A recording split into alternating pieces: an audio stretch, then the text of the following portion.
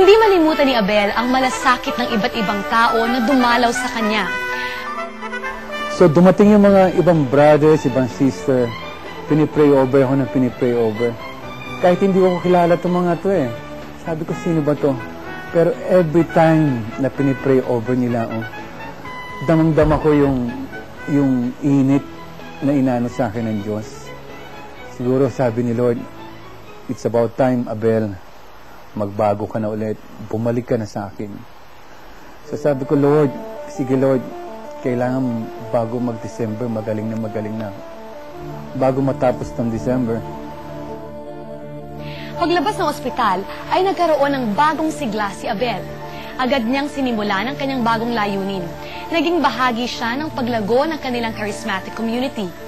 Sa ngayon, namumuno si Abel ng 54 na lay ministers, bukod sa pagtulong sa iba't ibang suliranin ng mga pamilya. Maligaya siya sa kanyang ginagawa. Ang akin, yung magawa ko yung gusto ko para kay Lord, whatever na gustong anong pagawa niya. Kasi hindi lang naman ako sa lay minister, hindi naman ako sa facilities. Pag may nag-invite sa akin magbigay ng talk, kahit anong oras o anong date, I see to it and I prepare everything so I can spread the words of God. Yun ang isa sa mga kondisyon ko sa sarili ko, priority ko. At the same time, happy ako pag nakakatulong ako. Lalo na pag tungkol kay Lord ang pinag-uusapan. Hindi rin naman nakaligtaan ni Abel ang paggabay sa kanyang pamilya, bagamat aminado si Pinky na sadyang mahirap magpalaki ng anak sa panahon ngayon. Time na they were starting to become teenagers, ayun. So those were difficult years.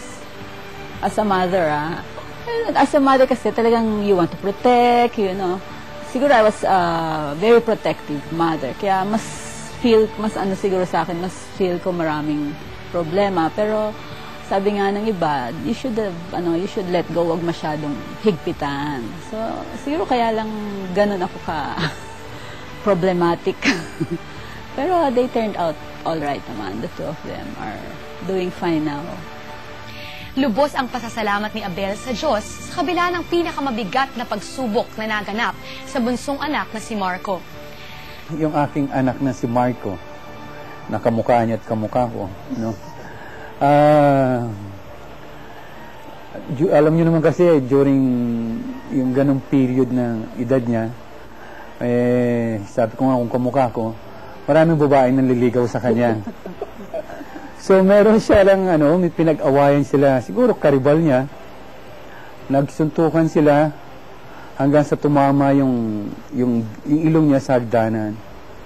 So, tinawag kami, niras namin sa hospital yung anak namin sa Marco. And during the operation, nung inaayos yung bridge niya, tinawag ako ng doktor ang sabi, delikado pala. Kasi nag-bleeding, napunta yung dugo dito sa lalamunan. So, pagdasal nyo na sana wag maubo during the operation. So, nag-text ulit kami sa aming mga members of community, please pray for our son. At delikado pala. So, God is good. Natapos yung operation, okay lahat, hindi siya naubo.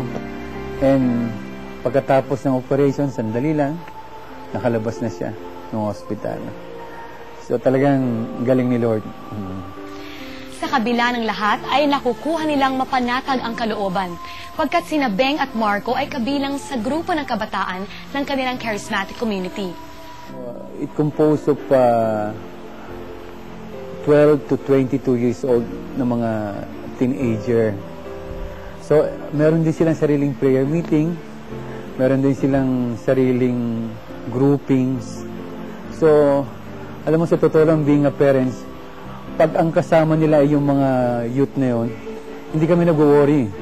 Alam namin na yung grupo na yun ay under the protection of the Lord. Talagang puro mga Kristiyano, mga bata. They also go to schools, they invite, once a year they have parang camping out. yung 3-day or 4-day live-in. So that's how they, tapos they have prayer meetings twice a month. Yung aking sariling prayer time, by my own, kasi doon sa kwarto ko, meron akong altar doon, and I sit it every time na matutulog ako. Meron akong candle, yung tea candle, ilalagay ko din, I light, and pray ako kay Lord about the blessings, the problems, or whatever. And tuwing dadaan ako dyan sa Christ the King, hinto ako doon, papasok ako sa loob, and I see to it that I will bring my rosary.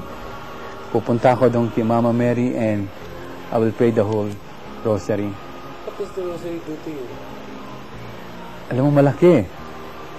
Kasi pag nandito sa rosary, unang-una, hindi ka natatakot sa lahat.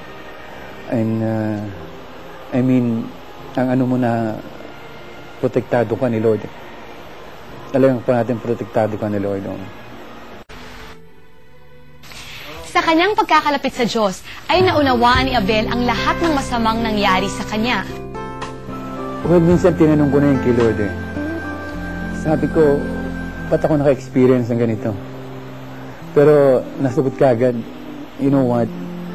Tuwing meron akong talks, invited ako sa ibang parating nagagamit ko. Yung aking mga trials, mga So kaya minsan doon ako nakikilala Doon ko sinishare yung mga experience ko. Kaya sabi ko, God is good. Even though na ganito yung trials mo, na isi-share mo nga sa iba, na which is mas maganda ang nagiging dating sa kanila.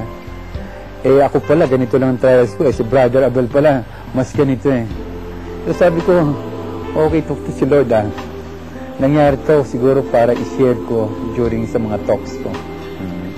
Bukod sa panunumbalik ng kanyang kalusugan, ay naibangon niyang muli ang kanilang kabuhayan. Binanggit ng mag-asawa ang halaga ng pagiging bahagi ng isang charismatic community. We receive teachings. Hindi yung not really theological, but every day, how to get through daily activities. We have Mass at first, and then we worship the Lord together. We sing and praise. Then we have small groups also. We meet twice a month na. So it's a place where we can share each other's experiences also, and then learn from them. Tinanong namin si Abel kung meron siyang paraan ng pakikipag-usap sa mga taong nangangailangan ng payo sa mga suliranin. Okay, conforme sa tao yan, Kailangan maano mo kagad yung karakter ng tao. Malaman mo kagad na baka mamaya pag nagsalita ako dito pilosopo to o Siguro the best way, encourage muna. Encouragement. Oo. Ngayon, pag in-encourage mo siya, nalaman mo na yung sagot niya, at saka siya mo unti-unting sabihin sa kanya na talagang step by step na ang tao, ang Diyos, kahit sino ka man, kahit ano ka pa man, mamahalin at mamahalin ka ng Diyos. Ayon kay Abel, kailangang malaman ng tao ang pinakamahalagang daan tungo sa pagbabago.